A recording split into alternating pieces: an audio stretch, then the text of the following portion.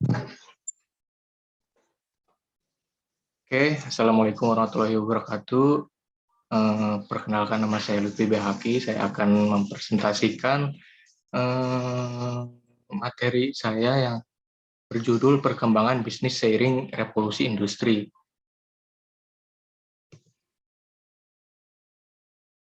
Nah, yang pertama, revolusi industri.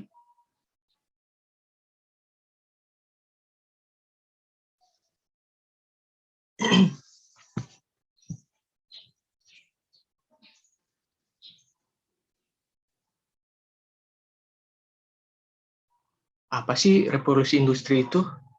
Nah, revolusi industri yaitu revolusi industri yang ditandai dengan kemunculan superkomputer, robot pintar, kendaraan tanpa mengemudi, cloud computing, sistem big data, rekayasa genetika, dan untuk lebih mengoptimalkan fungsi otak, dan lain-lain ya. Nah, itu yang revolusi industri ya. Selanjutnya, ada tahapan-tahapan revolusi industri. Pada tahun 1800, penemuan mesin uap mendorong munculnya kapal uap, kereta api uap, mesin pabrik, tenaga uap, dan lain-lain. Nah, pokoknya di tahun segini masih menggunakan bahan baku seperti batu bara, terus seperti bensin gitulah pokoknya. Nah, lanjut ke tahun 1900. Di tahun ini ada sedikit kemajuan ya. Contohnya seperti penemuan listrik dan assembly line yang meningkatkan produksi barang. Jadi untuk memproduksi barang itu dengan teknologi ini, dengan penemuan listrik gitu. Dan tahun selanjutnya, tahun 2000, muncul inovasi teknologi informasi, komersialisasi personal komputer, dan lain-lain. Nah, di tahun 2000 ini, atau yang sering disebut tahun milenial ya, banyak teknologi yang bermunculan, seperti komputer, terus dalam menjalankan sebuah produk di suatu industri gitu kan. Dan yang sekarang kegiatan manufaktur terintegritas melalui teknologi wireless dan big data secara masif.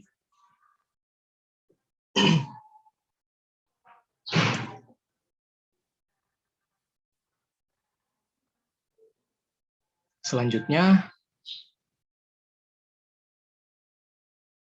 karakteristik utama. Yang pertama, kehadiran disruptif teknologi. Disruptif teknologi hadir begitu cepat dan besar sehingga memberi ancaman bagi industri-industri raksasa. Yang kedua, ada perubahan ukuran perusahaan. Di era yang baru ini, ukuran perusahaan tidak perlu besar, namun perusahaan tersebut haruslah lincah dan membuatkan teknologi dan informasi. Jadi harus pintar-pintar gitu kalau di zaman sekarang gitu menggunakan teknologi gitu, apalagi sudah menggunakan teknologi canggih gitu.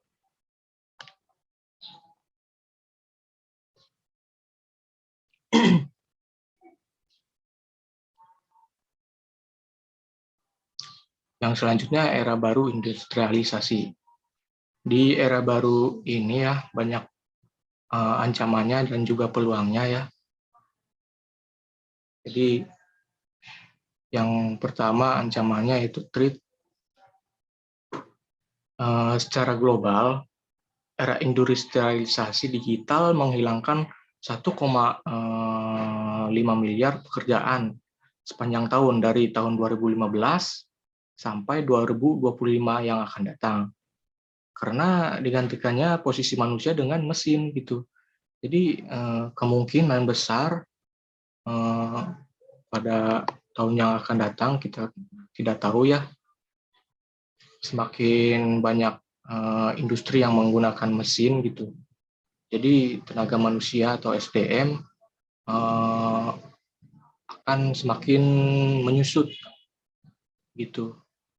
Jadi perlu diadakannya pembatasan menggunakan teknologi-teknologi seperti mesin, terus komputer komputerisasi gitu kan.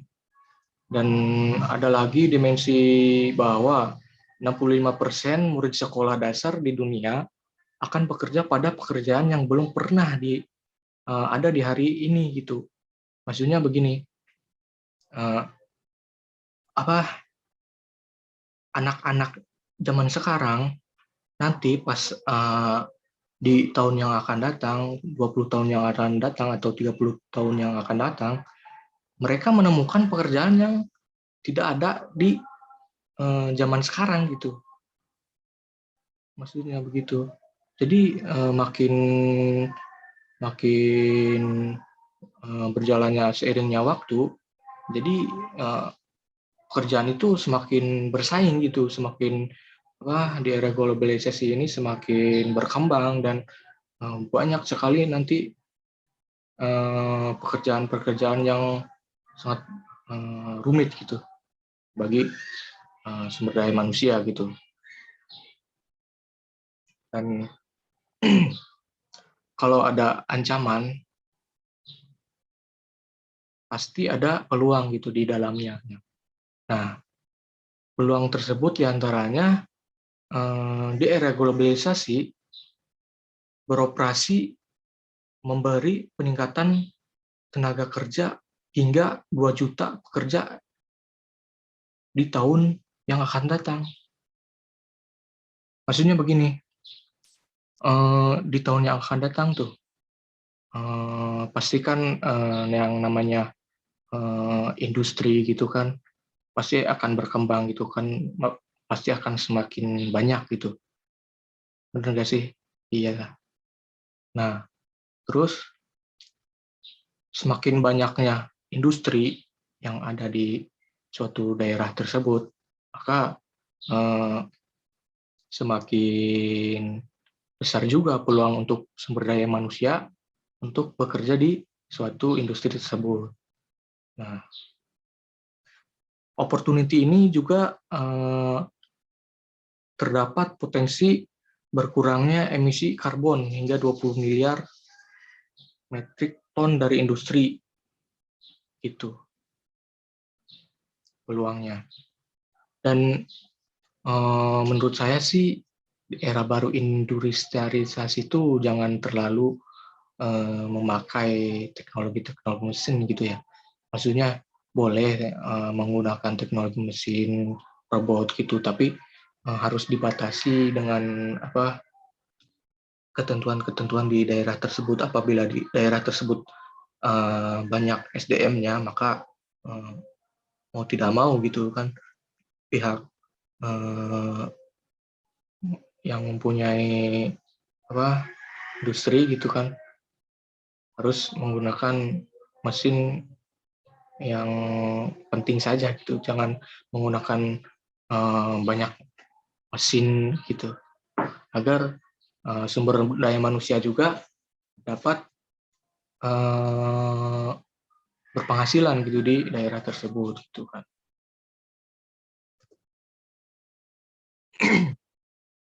Selanjutnya, revolusi industri di Indonesia. Beberapa model bisnis dan pekerjaan di Indonesia telah terkena dampak dari arus digitalisasi. Seperti contoh, toko konvensional mulai diganti dengan online marketplace. Seperti sekarang kan udah mulai ada Shopee, terus ada Lazada, seperti itu, toko online yang memudahkan konsumen untuk berbelanja gitu. Sehingga para toko konvensional seperti toko ruko begitu jadi sedikit tersingkirkan gitu, apalagi yang mempunyai mall begitu yang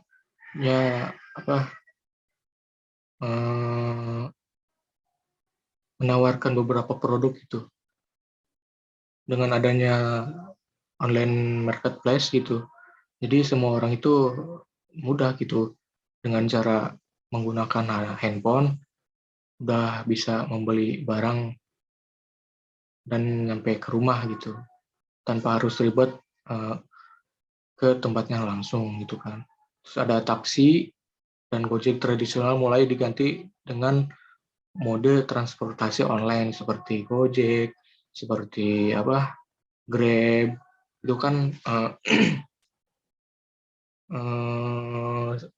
sangat signifikan sekali sih perbedaannya begitu. Jadi nasib para Gojek yang dulunya mempunyai pelanggan dikarenakan ada transportasi online gitu kan. Jadi para ojek tradisional tersebut kehilangan pekerjaannya, tetapi tidak menutup kemungkinan mereka juga mau tidak mau harus mengikuti zaman begitu. Yang tadinya harus nunggu apa di pos-pos itu kan pos-pos ojek gitu kan. Mereka mau tidak mau harus mendownload aplikasi dan mendaftar menjadi ojek online gitu kan untuk menghidupi kehidupan sehari-harinya gitu. Dan sangat signifikan sekali sih ini dengan adanya transportasi online sehingga memudahkan orang untuk pergi kemana-mana, itu sangat mengefisienkan waktu sekali tanpa harus mencari tukang ojek di sepanjang jalan gitu.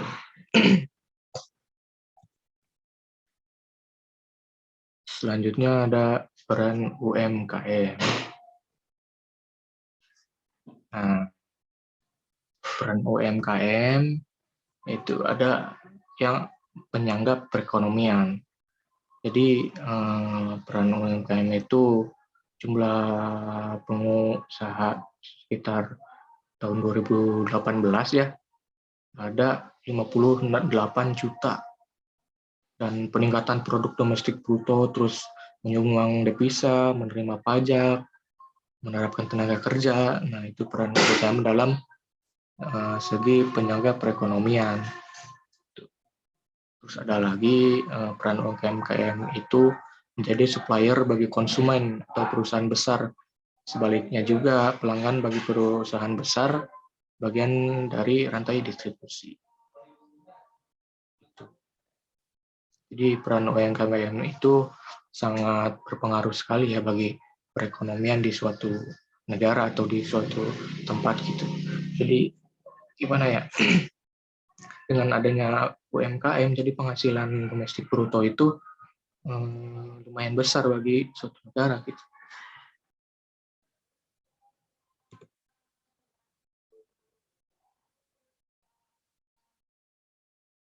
Nah, selanjutnya ada studi kasus nih. Saya mengambil studi kasusnya yaitu Cireng lah. Dan kebetulan saya sendiri yang menjadi pelaku usahanya gitu. Jadi saya tambah kesel lah di rumah gitu kan. Lagi gabut gitu, lagi lapar, saya tuh bikin cireng. Terus diisi pakai ayam gitu kan. Kok enak kata saya. Ya udah saya jual aja gitu. Dan gitu. Terus kebetulan juga saya juga ada warung tuh di belakang rumah kan, strategis juga sih untuk pemasaran menjual cirengnya sih. Dan alhamdulillah cukup cukup juga untuk penghasilannya gitu, cukup lumayan.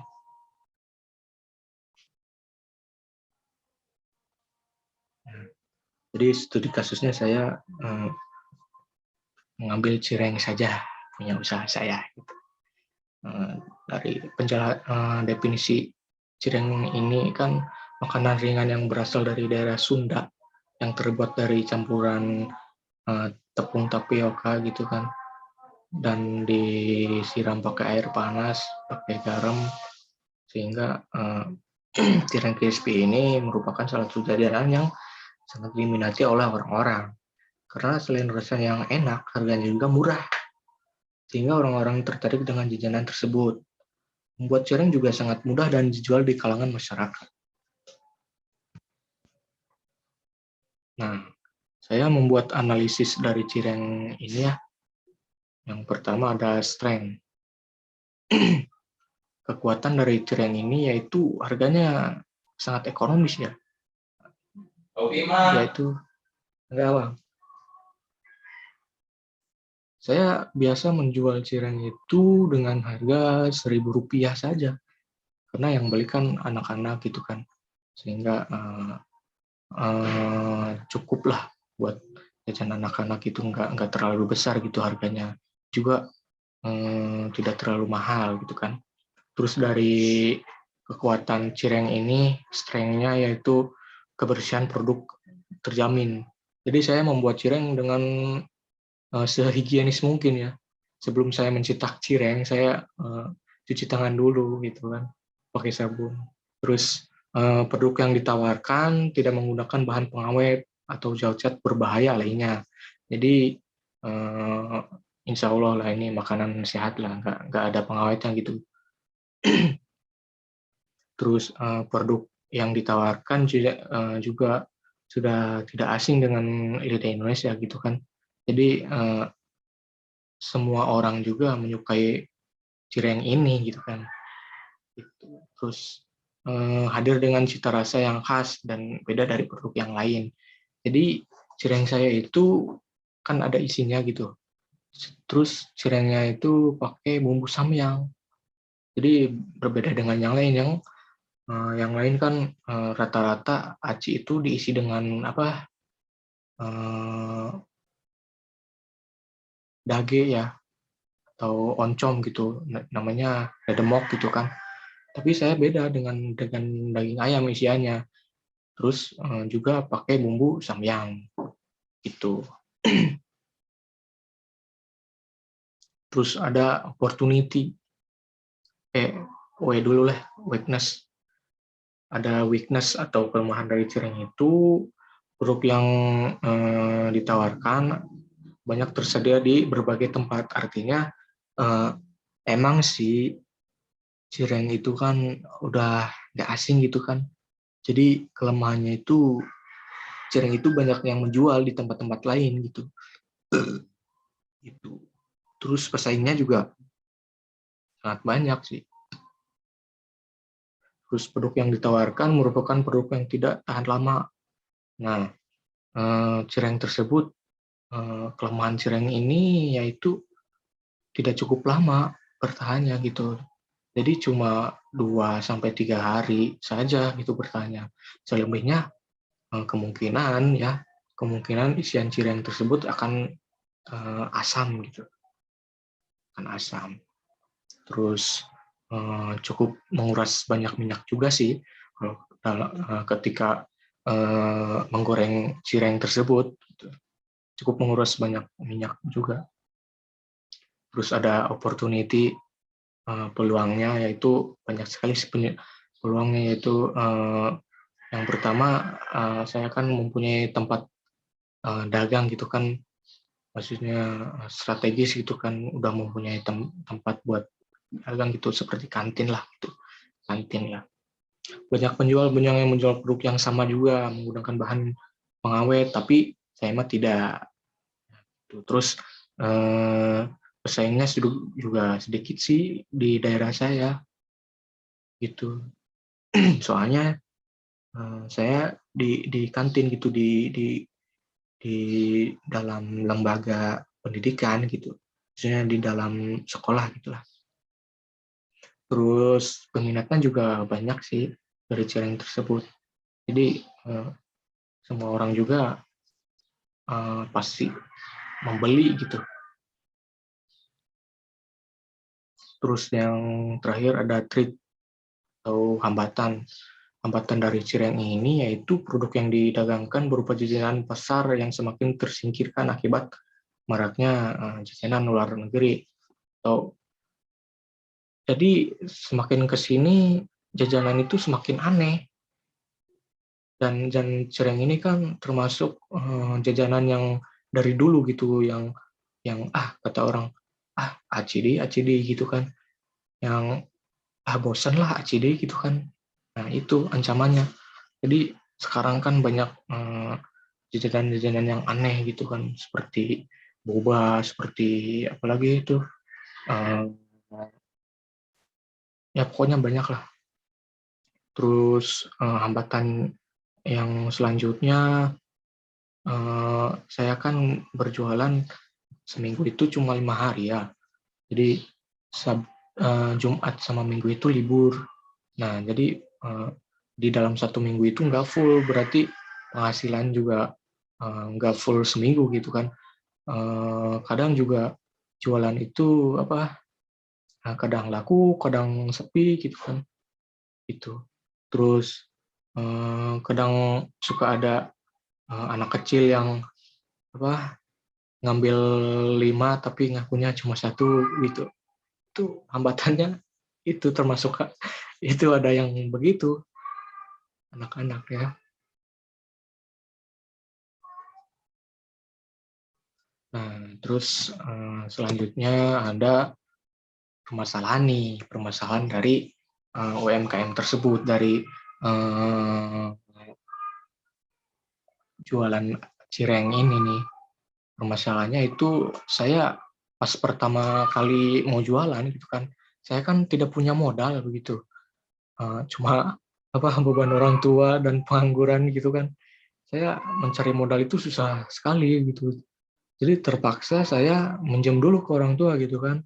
Nah, terus yang kedua tidak memiliki mentor, artinya saya berjualan itu cuma membuat cireng terus dijual udah, nggak ada mentor yang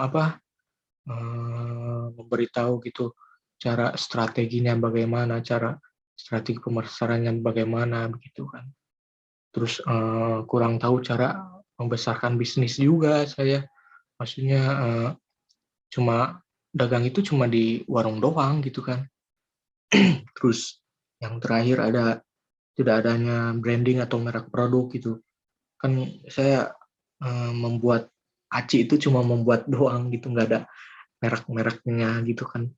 Jadi dari konsumen juga kayaknya rada ragu kalau misalkan saya menjual cireng gitu, karena tidak ada merek atau brandingnya gitu. Nah, ya. Selanjutnya ada solusi dari yang tadi gitu. Solusi dari cireng ini yaitu saya pertama-tama mencari masalah dulu ya. Masalahnya apa dulu nih? Itu kan apakah pesaingnya banyak atau konsumennya merasa jenuh dengan ACD gitu kan, nggak ada varian rasanya gitu kan. Nah, setelah mencari masalah, saya baru deh menemukan inovasi gitu, menemukan inovasi yaitu eh, menambahkan rasa atau menambahkan isiannya itu kan dari awal isiannya cuma ayam doang kan tahu. Nah, jadi saya inisiatif untuk membuat cireng dengan isian sosis, mozzarella, terus abon, terus kornet begitu sehingga pelanggan tidak merasa bosan dengan membeli cireng tersebut gitu kan, tidak bosan. Jadi banyak varian rasanya gitu. Terus ada pemasaran. Jadi strategi pemasaran saya itu melalui online gitu kan, dipasarkan melalui sosial media saya, dipasarkan di Facebook, Instagram, seperti WhatsApp begitu, sehingga presentasi pembelinya juga makin banyak gitu kan, untuk mengembangkan UMKM cireng ini gitu. Terus ada relasi, relasi. Kita akan menjual harus butuh teman gitu sebagai reseller gitu kan. Tidak untuk menambahkan eh, untuk mempermudah pemasaran aja sih relasi. Jadi mencari reseller buat ngejual produk saya gitu kan. Dan saya juga tidak luput untuk membagi hasil buat mereka yang menjalankan mempromosikannya gitu kan. Gitu. Terus ada promo. Yang terakhir promo. Nah, dari salah satu strategi untuk dapat laku terjual si produk tersebut yaitu dengan promo. Misalnya beli dua gratis satu gitu kan. Nah, sehingga para konsumen itu tergiur dengan promo tersebut gitu kan. Misalkan hari Senin harga murah gitu kan. Terus atau eh, harga weekend gitu kan, beli 5 gratis 5 gitu kan, begitu. Jadi saya sudah menjalankan strategi tersebut sih, dan alhamdulillah perbedaannya itu sangat signifikan sekali. Jadi tadinya penghasilan cuma 50.000 sehari, jadi hampir 150.000 sehari gitu, dengan menggunakan strategi yang ini, yang inovasi, pemasaran, relasi, dan promo gitu. Dan untuk penutup kesimpulannya, menurut saya revolusi industri di saat ini ya, bagaimana ya? Menurut saya sih kita itu harus pandai-pandai eh, apa, mengoptimalkan, pandai-pandai memakai teknologi gitu kan. Eh, Banyak kesempatan-kesempatan yang tidak kita ketahui tentang teknologi dari industri tersebut. Jadi maksimalkan teknologi tersebut digunakan dengan sebaik mungkin untuk mempermudah kita dalam mengembangkan usaha atau dalam industrialisasi gitu. Jadi ya pintar-pintar sendirilah gitu kah untuk memanfaatkan teknologi di zaman sekarang, dan lebih mengedepankan pengembangan diri atau memperbaiki produk-produk dan meningkatkan produk dari kita sendiri gitu. Ya, untuk segitu saja dari saya, kurang lebihnya mohon maaf ya. Dan terakhir, jika ada kekurangan atau kesalahan mohon dimaafkan. Mungkin itu saja dari saya. Wassalamualaikum warahmatullahi wabarakatuh.